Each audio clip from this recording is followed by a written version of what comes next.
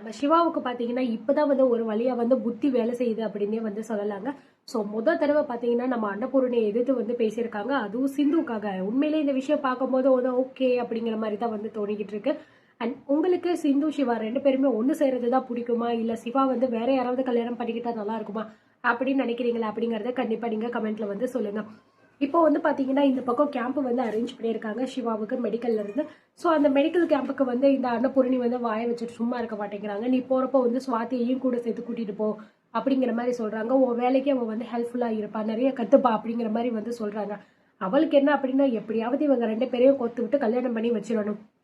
அங்க ஒருத்தி பாத்தீங்கன்னா பாவம், எப்படியாவது வந்து நான் வந்து டாக்டர் கூட சேர்ந்தே ஆகணும் அப்படின்னு சொல்லிட்டு இல்லாத கஷ்டத்தெல்லாம் பட்டுட்டு உட்காந்துக்கிட்டு இருக்கா. ஒரு பொய் தான் சொல்லிட்டா, இல்லைன்னு சொல்லல. அதுக்காக இவ்வளவு தூரம் பண்ணணும் அப்படிங்கிற அவசியம் இல்லை. அப்படி பண்றதா இருந்தா தான் பிள்ளைக்கும் சேர்த்துதான் வந்து பண்ணணும். தான் பிள்ளையும் தான் வந்து பாத்தீங்கன்னா பைரவிக்கு கொஞ்சம் கூட விருப்பமே கிடையாது. இந்த கல்யாணத்தை நிறுத்து அப்படின்னு சொல்லியுமே வந்து தாலி கட்டி வந்து பொண்டாட்டியா வச்சிருக்கா. அதுவும் பைரவிக்கு சுத்தமா இந்த கல்யாணத்துல விருப்பமும் இல்லை, பிடிக்கவும் இல்லை. அப்படி இருக்கும்போது ஆறுமுகத்துக்கு மட்டும் மன்னிச்சு வந்து என் உயிரை கொடுத்தாவது உங்க ரெண்டு பேத்தையும் நான் சேர்த்து வச்சிருவேன்ப்பா அப்படின்னு சொல்லிட்டு சொல்றா. ஆனா இதே இது பாத்தீங்க அப்படின்னா இவங்க ரெண்டு பேருமே வந்து மனசு ஒத்து போய் சேர்ந்து வாழணும் அப்படின்னு சொல்லிட்டு நினைச்சுக்கிட்டு இருக்காங்க. அது மட்டும் இல்லாம சிந்து ரொம்பவே விடாப்படியா இருக்காங்க. நான் வந்து டாக்டர் இல்லாம நான் வந்து வாழவே மாட்டேன், அவர் தான் எனக்கு எல்லாமே அப்படின்னு சொல்லிக்கிட்டு இருக்கா. அதே மாதிரி நம்ம சிவாவும் பாத்தீங்கன்னா இப்போ சிந்து கூட தான் சேர்ந்து வாழ்றதுக்கான முடிவு வந்து எடுத்துட்டாரு. சிந்துவையும் மனப்பூர்வமா ஏத்துக்கிட்டே அப்படின்னு சொல்லியுமே பாத்தீங்கன்னா இந்த அன்னபூரணி வந்து ரொம்பவே வந்து ஒஸ்டான கேரக்டரா தான் வந்து எனக்கு வந்து தோணுது. தான் புள்ளிக்கு மட்டும் எல்லாமே நடக்கணும், நல்லது நடக்கணும், எப்படியாவது கஷ்டப்பட்டு அவனுக்கு பிடிச்ச பொண்ணோட சேர்த்து வச்சிடணும்னு நினைக்கிற அதே அன்னபூரணி இந்த பக்கம் சிவாவுக்கு பாத்தீங்க அப்படின்னா தான் நினைச்சது மட்டும்தான் அவனுக்கு வந்து நடக்கணும், அவனா எதையுமே முடிவு எடுத்துடவே கூடாது அப்படின்னு நினைக்கக்கூடிய ஒரு கெட்ட புத்தி பாத்தீங்கன்னா இருக்கு. இது சத்தியமா வந்து சூட் ஆகவே இல்லை. தான் பிள்ளைக்குன்னா ஒண்ணு, மத்தவங்களுக்குன்னா இன்னொன்னா அப்படிங்கிற மாதிரி தான் வந்து தோணிக்கிட்டு இருக்கு. தயவு செஞ்சு இந்த கேரக்டரை வந்து யாராவது அவங்களுக்கு உணர்த்தினா மட்டும்தான் நல்லது. ஏன்னா அப்படி இல்லை அப்படின்னா நான் சொல்றதுதான் வந்து இவ கேட்கணும் அப்படிங்கிற மாதிரி நினைச்சுக்கிட்டு இருக்கா. ஏன்னா உண்மையிலே பொறுத்த வரைக்கும் சிவாவை பாத்தீங்கன்னா ஏன் புள்ளன்னு சொல்றதெல்லாம் வந்து உண்மையிலே வந்து அதுக்கு சூட்டபிளே கிடையாது. அப்படி ஏன் புள்ளன்னு சொல்றாளா இருந்திருந்தா அப்படின்னா, உனக்கு இவ்வளத்தை பிடிச்சிருக்காப்பா, அப்போ உனக்காக நான் கண்டிப்பா இவ்வளவு மன்னிச்சு ஏத்துக்கிறேன், நீங்க ரெண்டு பேருமே சேரேன்னு சொல்லும் போது எனக்கு அதுல எந்த பிரச்சனையும் இல்லை அப்படின்னு சொல்லிட்டு விட்டு விலகிடணும். அதுதான் வந்து நல்லது. அப்படி இல்லாம இல்ல நீ அவ கூட சேரவே கூடாது, நான் சொல்றேன் இல்ல, நான் சொல்ற பொண்ணு கழுத்துலதான் நீ தாலி கட்டணும் அப்படின்னு இவனுக்கு விருப்பமே இல்லாம ஒரு பொண்ணை பார்த்து அவன் இல்லாத நேரத்துல என்கேஜ்மெண்ட்டும் வந்து முடிச்சுட்டாங்க. அப்புறம் அவன் வந்து எனக்கு இதெல்லாம் வந்து பிடிக்கல, எனக்கு வேண்டாம்னு சொன்னோடனே அப்போதைக்கு வந்து சரி ஈரி அப்படின்னு தலையாட்டிட்டு இப்ப கடைசியில அதே முடிவுல தான் இந்த அன்னபூரணி இருக்கு. எப்படியாவது சிவாவுக்கும் சுவாத்தியை வந்து கல்யாணம் பண்ணி வச்சிடணும் அப்படின்னு சொல்லிட்டு. சத்தியமா சொல்றேன், இது ரொம்ப கொஞ்சம் கூட நல்லாவே கிடையாது. சுத்தமா எனக்கு பிடிக்கல. உங்களுக்கு இது பிடிக்குதா? அண்ட் அவங்க கேரக்டர் வந்து அவங்க பண்றது சரியா அப்படிங்கறதையும் நீங்க கமெண்ட்ல வந்து சொல்லுங்க. ஸோ கேம்புக்கு வந்து சுவாத்தியை வந்து கூட்டிட்டு போ அப்படின்னு சொன்ன உடனே வந்து நம்ம சிவாவும் எப்பயும் போல பெரியம்மா பேச்ச மீற மாட்டாங்கல்ல, அதனால சரி பெரியம்மா அப்படின்னு சொல்லிடுறாங்க. இது எல்லாத்தையுமே சிந்து வந்து கேட்டுட்டு தான் இருக்காங்க. என்ன இவக எதுக்கு எடுத்தாலும் வந்து சரி சரின்னு சொல்லிக்கிட்டு இருக்காங்களே, இவங்க பெரியம்மாவை எதிர்த்து ஒரு வார்த்தை கூட இவர் பேச மாட்டாரு போல இருக்கே அப்படிங்கிற மாதிரி நினைச்சு இந்த கேம்புக்கு நம்ம சிவா கூட நம்ம தான் வந்து போகணும், இவெல்லாம் போகவே கூடாது அப்படிங்கிற மாதிரி பாத்தீங்கன்னா நம்ம சிந்து வந்து பிளான் பண்ணிட்டு ஸோ கரெக்டா நினைச்ச மாதிரியே பாத்தீங்க அப்படின்னா நம்ம சிந்துவும் சிவாவும் சேர்ந்து வந்து அந்த கேம்புக்கு வந்து போயிடுறாங்க. அங்க போயிட்டு ரெண்டு பேருமே ரொம்ப ஹாப்பியா ரொம்ப சந்தோஷமா இருக்காங்க. நிறைய இடத்துல போயிட்டு சுத்தி பாக்குறது. சிந்துவும் சிவாவும் பாத்தீங்கன்னா சந்தோஷமா இருந்தாலே பிடிக்காத ஆளு வந்து நிறைய பேர் இருக்காங்க. ஒரு பக்கம் அன்னபூரணி, இன்னொரு பக்கம் மகா, இன்னொரு பக்கம் மெயின் கேரக்டர் பாத்தீங்கன்னா நம்ம ஸ்னேகா. ஸோ அவங்களுக்கு பாத்தீங்கன்னா இந்த விஷயம் வந்து தெரிஞ்சிருது.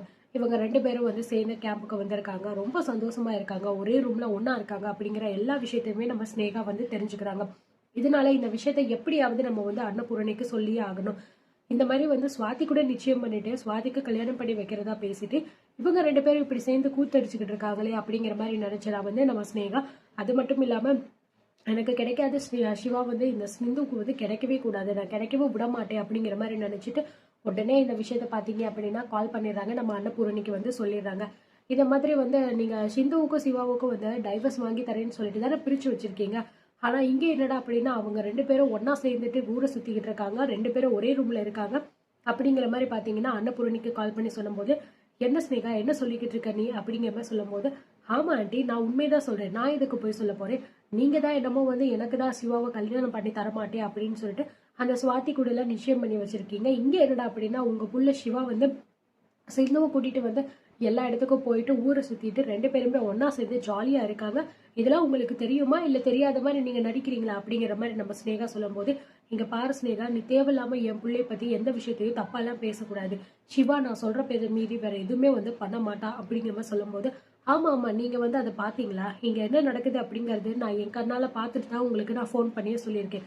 வேணும்னா உங்களுக்கு சந்தேகம் இருந்தா நீங்களே கிளம்பி வந்து பாருங்க அப்படிங்கிற மாதிரி வந்து சொல்லிடுறாங்க.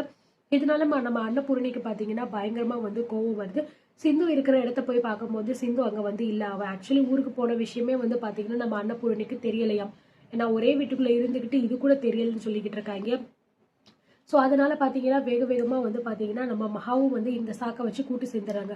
பாத்தீங்களாக்கா அவளுக்கு எவ்வளவு திமிரு அப்படின்னு சொல்லிட்டு நம்ம புள்ள கூட அவளை சேரவே விடக்கூடாதுன்னு நினைச்சுக்கிட்டு இருந்தா. ஆனா அவ என்னடா அப்படின்னா சிவா கூட சேர்ந்து கேம்ப் போற வரைக்கும் வந்து அவ்வளவு தைரியம் வந்திருக்கு அவளுக்கு.